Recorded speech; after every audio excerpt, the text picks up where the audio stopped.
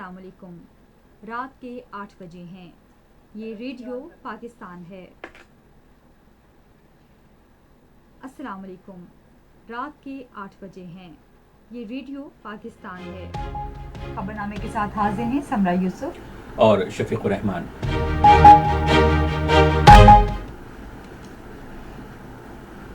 پہلے خبروں کا خلاصہ۔ وزیر اعظم نے کہا ہے کہ پاکستان میں زیر تعلیم فلسطینی طلبہ کو بہترین سہولتیں فراہم کی جائیں گی۔ وزیر خزانہ نے ترقی کے سفر کو برقرار رکھنے کے لیے مالیاتی نظم و ضبط پر عمل درآمد کے پاکستان کے عزم کا اظہار کیا ہے۔ پاکستان اور ترکیہ نے مختلف شعبوں میں اپنے تعلقات مستحکم کرنے کی خواہش کا اظہار کیا ہے۔ توانائی ڈویژن کے وزیر نے بین الاقوامی سرمایہ کاروں کو پاکستان کے توانائی کے شعبوں میں مواقع تلاش کرنے کی دعوت دی ہے۔ صدر نے سپریم کورٹ کے جج جسٹس یحییٰ آفریدی کو چیف جسٹس آف پاکستان مقرر کیا ہے۔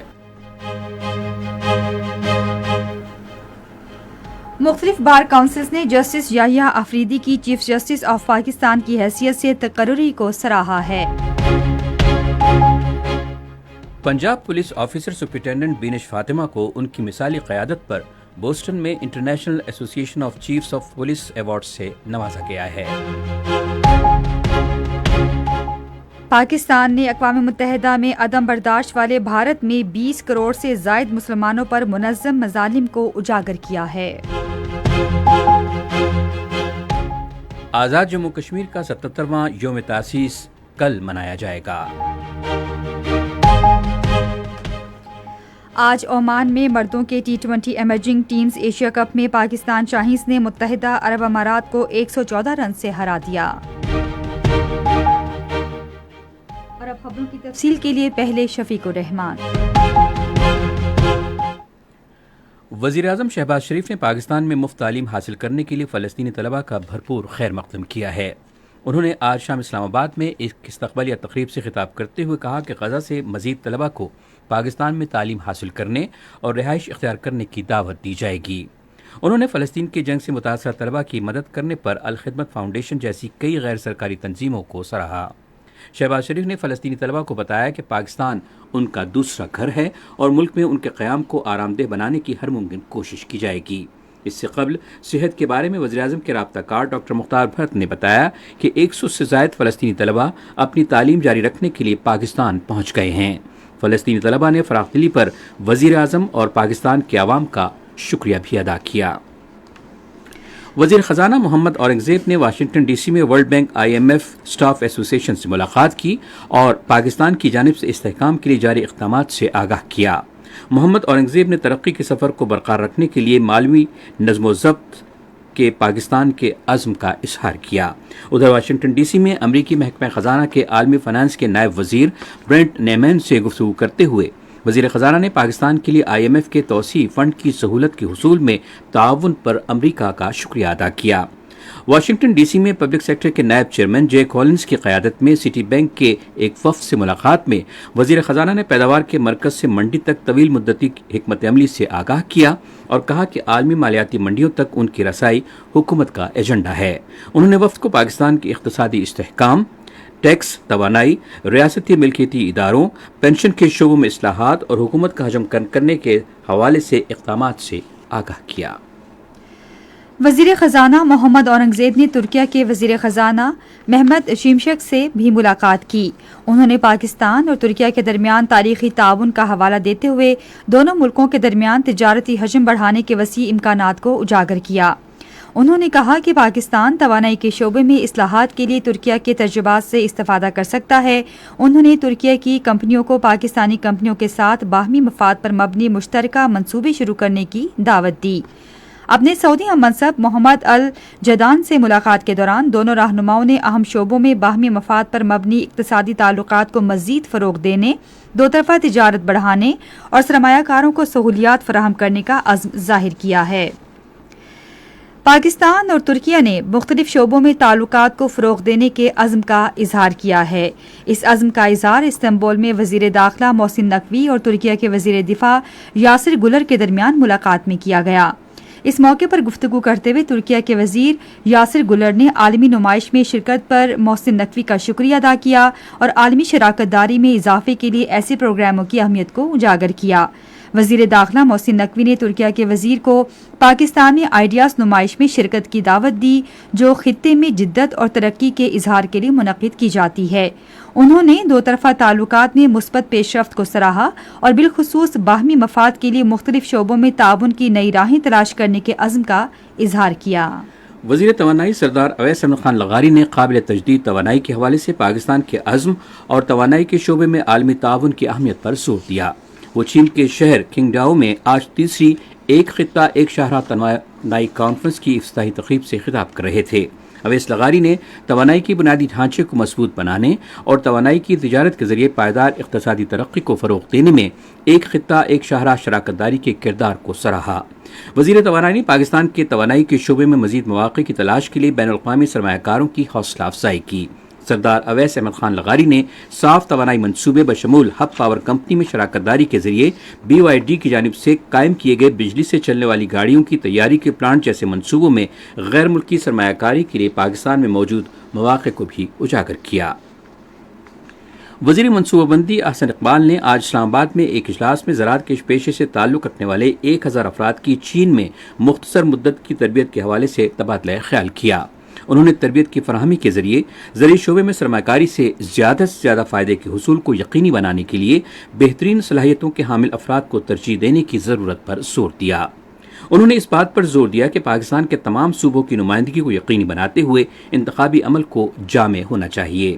تربیت کے پہلے مرحلے کے تحت 300 زرعی ماہرین کو چین بھیجا جائے گا، جس کے بعد دوسرے مرحلے میں بھی 300 اور تیسرے مرحلے میں 400 افراد کو بھیجا جائے گا۔ زرعی ماہرین کو مرحلہ وار بھیجنے کا طریقہ اور مقصد وسائل کے بہتر انتظام اور تربیتی پروگرام کے بہترین نتائج کے حصول کو یقینی بنانا ہے۔ یہ خبریں آپ ریڈیو پاکستان سے سن رہے ہیں۔ صدر آصف علی زرداری نے سپریم کورٹ کے جج جسٹس یحییٰ آفریدی کو 26 اکتوبر سے چیف جسٹس آف پاکستان مقرر کیا ہے۔ وزارت قانون و انصاف نے اس سلسلے میں نوٹیفیکیشن بھی جاری کر دیا ہے۔ ملک بھر کی بار کونسلز نے جسٹس یحییٰ آفریدی کی اگلے چیف جسٹس آف پاکستان کی حیثیت سے تعیناتی کا خیر مقدم کیا ہے۔ سندھ، لاہور، خیبر پختونخوا، بہاولپور اور اسلام آباد کی بار کونسلز نے جسٹس یحییٰ آفریدی کی بطور چیف جسٹس تعیناتی پر انہیں مبارکباد دی اور اپنے مکمل تعاون کا یقین دلایا ہے۔ خیبر پختونخوا بار کونسل کے نائب چیئرمین صادق علی مومند اور ایگزیکٹو کمیٹی کے چیئرمین سید صادق علی شاہ نے خیبر پختونخوا سے جسٹس یحییٰ آفریدی کی ملک کے چیف جسٹس کی حیثیت سے تعیناتی کو مثبت اقدام قرار دیا۔ ہائی کورٹ بار ایسوسی ایشن ڈیرہ اسماعیل خان کے سیکرٹری جنرل متی اللہ رند اور پنجاب بار کونسل کے نائب چیئرمین چودھری بابر وحید نے بھی جسٹس یحییٰ آفریدی کی تعیناتی کا خیر مقدم کیا۔ اسی طرح ڈسٹرکٹ بار ایسوسی ایشن کرک کے صدر ملک رحمان خٹک نے کہا کہ جسٹس یحییٰ آفریدی کی تعیناتی خیبر پختونخوا کے لیے ایک اعزاز ہے۔ جسٹس یحییٰ آفریدی کی بطور چیف جسٹس آف پاکستان تعیناتی کے حوالے سے رد عمل ظاہر کرتے ہوئے خیبر پختونخوا کے لوگوں نے اس فیصلے کو سراہا اور کہا کہ ان کے لیے یہ انتہائی قابل فخر بات ہے کہ سابق قبائلی علاقے سے تعلق رکھنے والے ایک جج کو اس اعلیٰ منصب پر ترقی دی گئی ہے۔ آج قومی اسمبلی کو بتایا گیا کہ حکومت کاروباری مسابقت بڑھانے اور برآمدات میں اضافے کے لیے سرمایہ تک رسائی یقینی بنانے کے لیے کام کر رہی ہے۔ خزانے کے وزیر مملکت علی پرویز نے وقفہ سوالات کے دوران ایوان کو بتایا کہ خام مال کی درآمدات کے حوالے سے صنعتوں پر کوئی پابندی عائد نہیں کی گئی۔ انہوں نے کہا کہ حکومت کی کوششوں کی بدولت مہنگائی کم ہو کر 6.9% پر آ گئی ہے۔ پارلیمانی سیکریٹری گل اصغر خان نے ایوان کو بتایا کہ PIA کی نجکاری کے حوالے سے حتمی بولی رواں ماہ کی 30 تاریخ کو لگائی جائے گی۔ انہوں نے کہا کہ پہلے مرحلے میں 10 سرکاری اداروں کی نجکاری کی جائے گی۔ منصوبہ بندی کی پارلیمانی سیکریٹری وجیہہ قمر نے ایوان کو بتایا کہ گریٹر کراچی بلک واٹر سپلائی اسکیم کے 4 آئندہ سال تک مکمل کر لی جائے گی۔ انہوں نے کہا کہ منصوبے کے لیے PSTF 2024-25 میں شامل کیے گئے 30 ارب روپے وزارت آبی وسائل کے لیے مختص کر دیے گئے ہیں۔ ایک توجہ دلاؤ نوٹس کے جواب میں خزانے کے وزیر مملکت علی پرویز نے کہا کہ حکومت ٹیکس فراڈ کی روک تھام کے لیے ٹھوس اقدامات کر رہی ہے۔ ایوان کا اجلاس اب جمعے کو دن 11 بجے ہوگا۔ پنجاب پولیس آفیسر سپرنٹینڈنٹ بنش فاطمہ کو امریکہ کے شہر بوسٹن میں انٹرنیشنل ایسوسی ایشن of chiefs of police award سے نوازا گیا۔ یہ پروقار اعزاز دنیا بھر سے 40 سال سے کم عمر 40 پولیس افسران کو ان کی مثالی خدمات اور پیشہ ورانہ عزم پر دیا جاتا ہے۔ پولیس ترجمان کے مطابق بنش فاطمہ واحد پاکستانی افسر ہیں جنہوں نے ملک کے لیے یہ اعزاز جیتا ہے، جو پولیس افسران کی قائدانہ مہارت اور پیشہ ورانہ خدمات کا عالمی اعتراف ہے۔ ادھر inspector general police Punjab doctor Usman Anwar نے اس کامیابی پر ایس پی بنش فاطمہ کو مبارکباد پیش کرتے ہوئے کہا کہ وہ نہ صرف پنجاب پولیس بلکہ پورے پاکستان کا قابل قدر اثاثہ ہیں۔ رواں مالی سال کے دوران پاکستان کی سب سے بڑی ٹریکٹر بنانے والی کمپنی ملت ٹریکٹرز لمیٹڈ کمپنی کو ٹیکس کی ادائیگی کے بعد 10 ارب 64 کروڑ روپے کا منافع ہوا۔ پاکستان اسٹاک ایکسچینج کے مطابق یہ منافع گزشتہ مالی سال کے مقابلے میں تقریباً 167% زیادہ ہے اور گزشتہ سال مجموعی طور پر 4 ارب روپے کی آمدن ہوئی تھی۔ بورڈ آف ڈائریکٹرز اور شراکت داروں نے ملت ٹریکٹرز لمیٹڈ کو ملت اکوپمنٹ لمیٹڈ میں ضم کرنے کی بھی منظوری دی۔ خصوصی سرمایہ کاری سہولت کونسل کے تعاون سے ملت ٹریکٹرز جیسی کمپنیاں ملکی معیشت کی ترقی میں اہم کردار ادا کر سکتی ہیں۔ حکومت نے اسمگلنگ کے خلاف بڑی کارروائی شروع کی ہے جس کا مقصد معیشت کو بحال کرنا ہے۔ اس کا مقصد عوام کا تحفظ اور مستحکم معیشت کو بھی یقینی بنانا ہے کیونکہ یہ کسی بھی ملک کی اقتصادی ترقی کے لیے ایک بڑا خطرہ ہے۔ قانون نافذ کرنے والے ادارے ملک سے اس ناسور کے خاتمے کی کوشش میں انسداد اسمگلنگ کی کارروائیاں جاری رکھنے کے لیے پرعزم ہیں۔ شاہ سلمان امدادی مرکز نے پنجاب اور خیبر پختونخوا میں سیلاب سے متاثرہ افراد کے لیے 1000 مکانات تعمیر کرنے کا اعلان کیا ہے۔ توقع ہے کہ 2 کمروں، 1 باورچی خانے اور 1 بیت الخلاء پر مشتمل مکانوں کے ذریعے تقریباً 7000 افراد کو محفوظ اور مستقل رہائش فراہم کی جائے گی۔ بیگم نصرت بھٹو کی 13ویں برسی آج منائی گئی۔ صدر آصف علی زرداری نے اس موقع پر اپنے پیغام میں جمہوریت کی بحالی کے لیے نصرت بھٹو کی خدمات پر انہیں شاندار خراج عقیدت پیش کیا۔ انہوں نے خواتین کو بااختیار بنانے اور سیاست میں بیگم نصرت بھٹو کے اہم کردار کو اجاگر کیا۔ پاکستان پیپلز پارٹی کے چیئرمین بلاول بھٹو نے بھی اس موقع پر ایک بیان میں بیگم نصرت بھٹو کو شاندار خراج عقیدت پیش کیا۔ گلگت بلتستان کے علاقے میں اسٹریٹجک مقامات پر نصب AI ٹریل کیمروں نے انسان اور جنگلی حیات کے درمیان کشمکش کو بقائے باہمی میں بدل دیا ہے۔ اس سلسلے میں ہمارے نمائندے عبدالقاسد خان کی خصوصی رپورٹ۔ World wide fund for nature Pakistan نے برفانی چیتے کے عالمی دن کے موقع پر کہا کہ ماضی میں مویشیوں پر حملوں کے بعد مقامی آبادی کی جانب سے کئی برفانی چیتے مارے گئے یا ان کا شکار کیا گیا۔ WWF پاکستان نے Lahore university of management sciences کے تعاون سے اسٹریٹجک مقامات پر 5 AI کیمرہ ٹریپس نصب کیے جہاں مویشیوں کو چرایا جاتا تھا۔ مقامی آبادی ان کیمروں کی فوٹیج کے مطابق مویشیوں کو گھروں میں رکھتی ہے یا چراگاہوں میں لے جاتی ہے۔ اس ٹیکنالوجی نے مویشیوں پر برفانی چیتے کے حملوں کو نمایاں طور پر کم کر دیا ہے۔ WWF کی تحقیق سے پتہ چلتا ہے کہ دنیا میں 7000 سے کم برفانی چیتے رہ گئے ہیں، جن میں سے تقریباً 200 سے 420 کے درمیان پاکستان کے شمالی پہاڑی سلسلوں بشمول گلگت بلتستان، خیبر پختونخوا اور آزاد کشمیر میں رہتے ہیں۔ یہ خبریں ریڈیو پاکستان سے نشر کی جا رہی ہیں۔ پاکستان نے عالمی برادری پر زور دیا ہے کہ وہ اقوام متحدہ کے زیر اہتمام استصواب رائے کے ذریعے کشمیریوں کو حق خود ارادیت دلانے میں مدد کرے۔ اقوام متحدہ میں پاکستان کے نائب مستقل نمائندے عثمان جدون نے جنرل اسمبلی کی 3ری کمیٹی کو بتایا کہ مقبوضہ کشمیر میں طاقت کے زیادہ استعمال، جبری گمشدگیوں، غیر قانونی گرفتاریوں اور آزادی اظہار رائے پر پابندیوں کا اقوام متحدہ کے ہائی کمشنر برائے انسانی حقوق کی رپورٹوں میں ذکر کیا گیا ہے۔ ادھر اقوام متحدہ میں پاکستان مشن کے فرسٹ سیکرٹری سرفراز گوہر نے کہا کہ بھارت پاکستان کے اندر دہشت گرد حملے کرانے کے لیے کالعدم TTP اور BLA سمیت دہشت گرد تنظیموں کو فنڈنگ اور مسلح کر رہا ہے۔ انہوں نے کہا کہ بھارت اپنی دہشت گردی کی فیکٹریوں سے دہشت گرد پیدا کر رہا ہے اور بھارتی دہشت گرد گروہ اب علاقے سے عالمی سطح پر جا چکے ہیں۔ سرفراز گوہر نے عدم برداشت والے بھارت میں 20 کروڑ سے زائد مسلمانوں سے منظم امتیازی سلوک، نفرت پر مبنی جرائم اور ان کے قتل عام کا بھی حوالہ دیا۔ آزاد جموں کشمیر کا 77واں یوم تاسیس کل منایا جائے گا۔ یہ دن بھارت کے غیر قانونی زیر قبضہ جموں کشمیر کی آزادی اور پورے خطے کے پاکستان کے ساتھ الحاق تک جدوجہد جاری رکھنے کے عہد کی تجدید کے ساتھ منایا جا رہا ہے۔ مزید تفصیل آزاد کشمیر ریڈیو مظفرآباد کے نمائندے بادشاہ خان سے۔ کل ریاست بھر میں عام تعطیل ہے۔ دن کا آغاز ریاستی دارالحکومت مظفر آباد میں 21 توپوں کی سلامی سے ہوگا۔ نماز فجر کے بعد مساجد میں پاکستان کی سالمیت اور خوشحالی اور مقبوضہ کشمیر کی جلد آزادی کے لیے خصوصی دعائیں کی جائیں گی۔ تمام ضلعی اور ڈویژنل ہیڈ کوارٹرز پر پرچم کشائی کی تقریبات منعقد کی جائیں گی۔ ریاستی دارالحکومت مظفر آباد میں یوم تاسیس کی مرکزی تقریب پریڈ گراؤنڈ میں ہوگی، جس میں صدر آزاد کشمیر بیرسٹر سلطان محمود چودھری اور وزیر اعظم چودھری انوار الحق صبح 9 بجے قومی پرچم لہرائیں گے۔ اس موقع پر پاکستان اور آزاد کشمیر کی قومی ترانے پیش کیے جائیں گے اور تمام محکموں کی نمائندگی کرنے والے مختلف فلوٹس کے ذریعے پیمانے خصوصی کو سلامی پیش کی جائے گی۔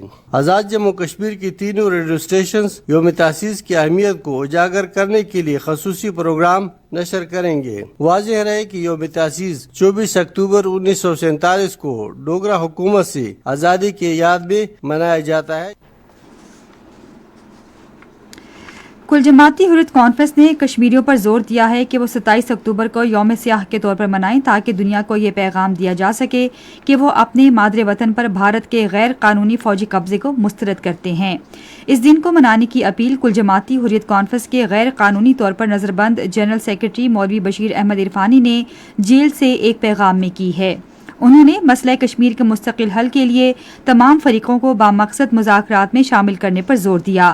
بھارت نے 27 اکتوبر 1947 کو کشمیریوں کی مرضی کے برعکس اور تقسیم برصغیر کے فارمولے کی خلاف ورزی کرتے ہوئے جموں کشمیر میں فوج داخل کی، جس سے علاقے پر بھارت کے ظالمانہ قبضے کا آغاز ہوا۔ دوسری جانب کل جماعتی حریت کانفرنس کے سینئر رہنماؤں نے میر وائس عمر فاروق سے سری نگر میں ان کی رہائش گاہ پر ملاقات کی۔ بھارت کی جانب سے 5 اگست 2019 کو آرٹیکل 370 کی منسوخی کے بعد یہ ان کی پہلی ملاقات تھی۔ میر وائس عمر فاروق سے ملاقات میں پروفیسر عبدالغنی بٹ، مسرور عباس انصاری اور بلال غنی لون شریک تھے۔ ادھر بھارتی فورسز نے مقبوضہ جموں کشمیر میں غیر قانونی گرفتاریوں کا سلسلہ تیز کرتے ہوئے صرف ضلع گاندربل میں 150 سے زائد بے گناہ کشمیریوں کو گرفتار کیا ہے۔ فورسز اہلکاروں نے مزدوروں پر حالیہ حملوں کی آڑ میں موبائل فونز، لیپ ٹاپ اور دستاویز سمیت قیمتی اشیاء قبضے میں لی۔ مقامی عینی شاہدین اس حملے کا الزام بھارتی فوج کی راشٹریہ رائفلز پر عائد کرتے ہیں۔ بڑے پیمانے پر گرفتاریاں مودی حکومت کی علاقے میں دباؤ کی مسلسل پالیسی کا حصہ ہیں۔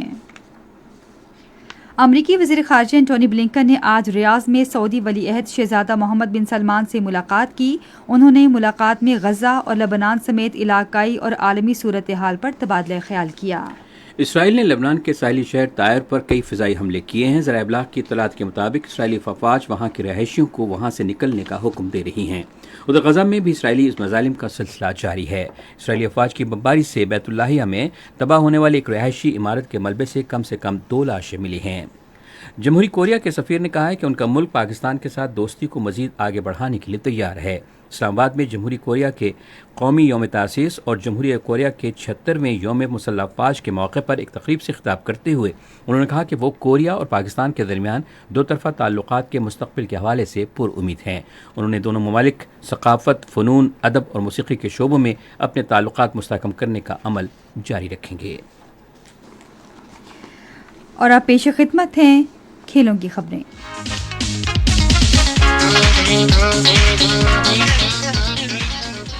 پاکستان اور انگلینڈ کے درمیان تیسرا اور آخری کرکٹ ٹیسٹ کل سے راولپنڈی میں کھیلا جائے گا۔ میچ صبح 10 بجے شروع ہوگا۔ پاکستان نے تیسرے ٹیسٹ کے لیے ٹیم میں شامل کھلاڑیوں کی تصدیق کر دی ہے۔ اسکواڈ میں شان مسعود کپتان، سعود شکیل نائب کپتان، سائم ایوب، عبداللہ شفیق، کامران غلام، محمد رضوان وکٹ کیپر، سلمان علی آغا، عامر جمال، نعمان علی، ساجد خان اور زاہد محمود شامل ہیں۔ سیریز 1-1 سے برابر ہے۔ پاکستان کے ہیڈ کوچ جیسن گلیپسی نے کل سے راولپنڈی کرکٹ اسٹیڈیم میں انگلینڈ کے خلاف تیسرے اور آخری ٹیسٹ سے پہلے ٹیم کی تیاریوں پر اطمینان کا اظہار کیا ہے۔ آج راولپنڈی میں نیوز کانفرنس سے خطاب کرتے ہوئے انہوں نے کہا کہ ہم نے اپنے کھلاڑیوں کے ساتھ کھلی بات چیت جاری رکھی اور بہتری کے لیے کھیل اور حکمت عملی پر تبادلہ خیال کیا۔ انہوں نے کہا کہ ہم بہترین کرکٹ کھیلنے پر توجہ مرکوز رکھیں گے۔ آج عمان میں مردوں کے T20 emerging teams Asia cup میں پاکستان شاہینز نے متحدہ عرب امارات کو 114 رن سے ہرا دیا۔ پہلے بیٹنگ کرتے ہوئے پاکستان شاہینز نے مقررہ 20 اوورز میں 4 وکٹوں کے نقصان پر 179 رنز بنائے۔ ہدف کے تعاقب میں متحدہ عرب امارات کی پوری ٹیم 16.3 اوورز میں 65 رنز پر آؤٹ ہو گئی۔ محمد حارث کو 71 رنز بنانے پر میچ کا بہترین کھلاڑی قرار دیا گیا۔ آج لاہور میں HEC-PCB all Pakistan women cricket T20 inter university tournament کے فائنل میں Lahore college for women university نے پنجاب یونیورسٹی ویمن ٹیم کو 6 رنز سے شکست دے دی۔ LCWU نے مقررہ 20 اوورز میں 8 وکٹوں کے نقصان پر 127 رنز بنائے۔ جواب میں پنجاب یونیورسٹی کی ٹیم 6 وکٹوں کے نقصان پر 121 رنز بنا سکی۔ طوبہ حسن کو آل راؤنڈ بہترین کارکردگی پر پلیئر آف دا میچ کا ایوارڈ دیا گیا۔ انہوں نے 63 رنز بنائے اور 1 وکٹ حاصل کی۔ یہ HEC انٹر-یونیورسٹی ٹورنامنٹ میں Lahore college for women university کی 7ویں مسلسل فتح ہے۔ پاکستان فٹ بال فیڈریشن کی نارملائزیشن کمیٹی نے سیالکوٹ میں PAF referee refresher and talent hunt course 2024 کامیابی سے مکمل کر لیا ہے۔ DFA سیالکوٹ کے تعاون سے ہونے والے اس کورس میں ریفریز کی مہارت میں اضافے اور پاکستان میں مستقبل کے فٹ بال کے عہدیداروں کے لیے نئے ٹیلنٹ کی نشاندہی میں مدد ملے گا۔ 4 روزہ کورس تجربہ کار ریفریز اور نئے آنے والے افراد دونوں کی مہارت میں ترقی کے لیے جامع تربیت کا موقع فراہم کرے گا۔ پاکستان بلائنڈ کرکٹ کونسل کے تحت blind cricket super league Bahawalpur میں جاری ہے۔ ٹورنامنٹ میں پنجاب، سندھ، خیبر پختونخوا اور بلوچستان کی کرکٹ ٹیمیں شرکت کر رہی ہیں۔ ٹورنامنٹ کا فائنل پیر کو کھیلا جائے گا۔ یہ تھیں کھیل کے میدان سے خبریں، اور آئیے اب چلتے ہیں تجارتی میدان میں۔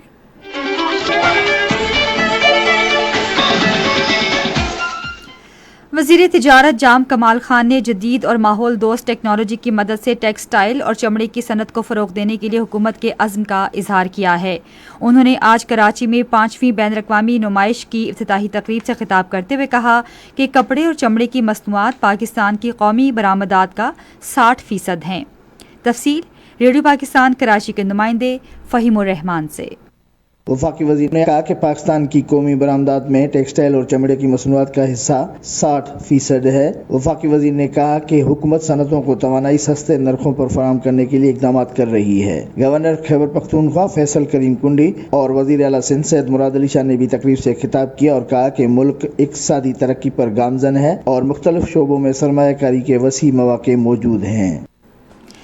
ریڈیو پاکستان خبرنامے کے فوری بعد اپنے قومی نشریاتی رابطے پر ایکسپو سینٹر کراچی میں ٹیکسپو 2024 کی افتتاحی تقریب کے سلسلے میں ریڈیو رپورٹ نشر کرے گا۔ پاکستان اسٹاک ایکسچینج میں آج تیزی کا رجحان دیکھا گیا کہ KSE 100 انڈیکس 727 پوائنٹس کے اضافے کے بعد مارکیٹ کے اختتام پر 87,194 پوائنٹس پر بند ہوا۔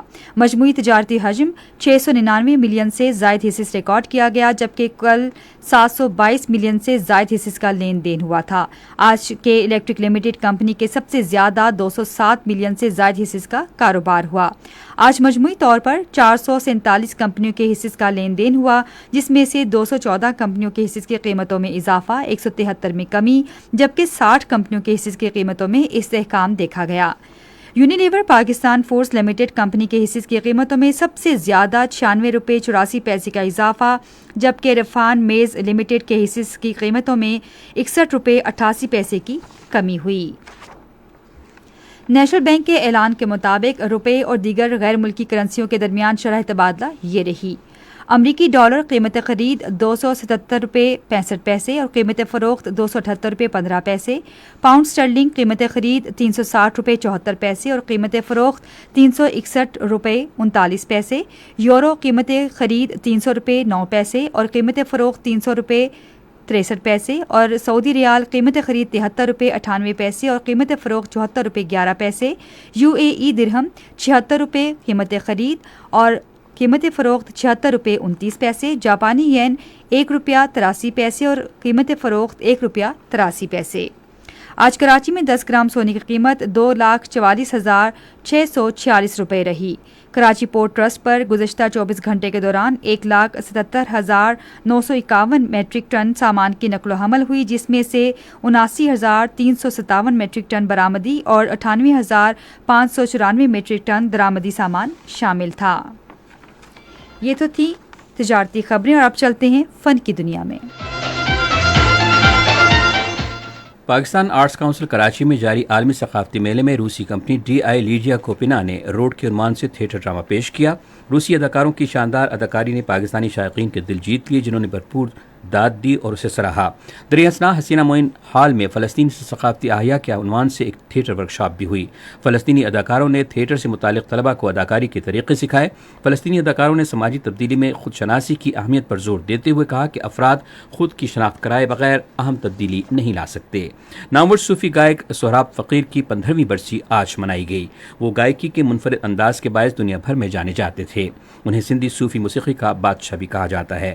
انہیں تمغہ حسن کارکردگی سمیت سچل سرمست، شاہ عبداللطیف اور قلندر لا شہباز قلندر ایوارڈ سے نوازا گیا۔ یہ تھیں فن کی دنیا سے کچھ خبریں، اور آئیے اب سائنس کی دنیا میں چلتے ہیں۔ گوگل کی جانب سے جیمنائی لائیو آرٹیفیشل انٹیلیجنس اسسٹنٹ کو اینڈرائیڈ فونز کے ہر شعبے میں شامل کرنے کا سلسلہ جاری ہے۔ اب گوگل کی جانب سے AI اسسٹنٹ کو کالز کرنے اور میسیجز بھیجنے کے قابل بنایا جا رہا ہے، یہاں تک کہ فون لاک ہونے پر بھی ایسا ممکن ہو سکے گا۔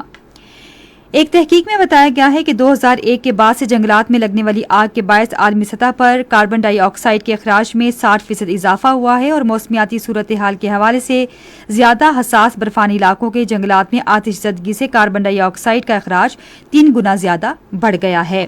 گرم ترین علاقوں میں یہ شرح خطرناک حد تک بڑھ رہی ہے، اور اس سے سالانہ 50 کروڑ ٹن زیادہ کاربن ڈائی آکسائیڈ خارج ہو رہی ہے۔ تحقیق کے مطابق گزشتہ 2 سال کے دوران جنگلات میں بڑے پیمانے پر آتش زدگی کے واقعات نہ صرف ان میں اضافہ ہوا ہے بلکہ ان کی شدت بھی بڑھ رہی ہے۔ اور اب موسم کی تازہ ترین صورتحال جانتے ہیں ماہر موسمیات عبدالشکور سے۔ کہ تازہ ترین صورتحال کے مطابق اس وقت گولائی خیبر پختونخوا، خطہ پٹوہار، گلگت بلتستان اور کشمیر میں بادل چھائے ہوئے ہیں اور چند ایک مقامات پر ہلکی بارش ہو رہی ہے۔ گزشتہ 24 گھنٹوں کے دوران ملک کے بیشتر علاقوں میں موسم گرم اور خشک رہا، تاہم بلائی خیبر پختونخوا میں چند مقامات پر بارش ہوئی۔ سب سے زیادہ بارش خیبر پختونخوا میں ملم جوا 9، لوئر دیر اور سیدو شریف میں 8، پشاور اور تخت بائی 6، کاکول 5، بالاکوٹ 4، بچاخان ایئرپورٹ اور میرکانی میں 2 ملی میٹر اور دروش میں 1 ملی میٹر بارش ریکارڈ کی گئی۔ آج ریکارڈ کیے گئے زیادہ سے زیادہ درجہ حرارت شہید بنظیر آباد 40، سکرن، ٹٹا، حیدرآباد، چور میں 39 ڈگری سینٹی گریڈ ریکارڈ کیا گیا۔ دوسرے اہم شہروں میں Islamabad 31 degree centigrade, Murree 20 degree centigrade, Lahore 33 degree centigrade, Karachi 38، Peshawar 30، Quetta 28، Muzaffarabad 29، Gilgit 28، کردو 21، سری نگر 25، جموں 30، لیہ 15، پلوامہ 24، اننت ناگ 25، شوپیان 24۔ آئندہ 24 گھنٹوں کے دوران ملک کے بیشتر علاقوں میں موسم خشک رہے گا، تاہم بلائی خیبر پختونخوا، گلگت بلتستان، کشمیر اور خطہ پٹوہار میں مطلع ابرآلود رہنے کے علاوہ چند مقامات پر تیز ہواؤں اور گرج چمک کے ساتھ بارش کا امکان۔ خبرنامہ ختم کرنے سے پہلے اہم خبروں کا خلاصہ ایک بار پھر سن لیجیے۔ وزیر اعظم نے کہا کہ پاکستان میں زیر تعلیم فلسطینی طلباء کو بہترین سہولتیں فراہم کی جائیں گی۔ وزیر خزانہ نے ترقی کے سفر کو برقرار رکھنے کے لیے مالیاتی نظم و ضبط پر عمل درآمد کے پاکستان کے عزم کا اظہار کیا ہے۔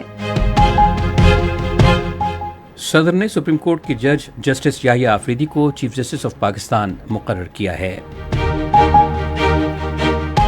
پنجاب پولیس آفیسر سپرنٹینڈنٹ بنش فاطمہ کو ان کی مثالی قیادت پر بوسٹن میں انٹرنیشنل ایسوسی ایشن of chiefs of police award سے نوازا گیا ہے۔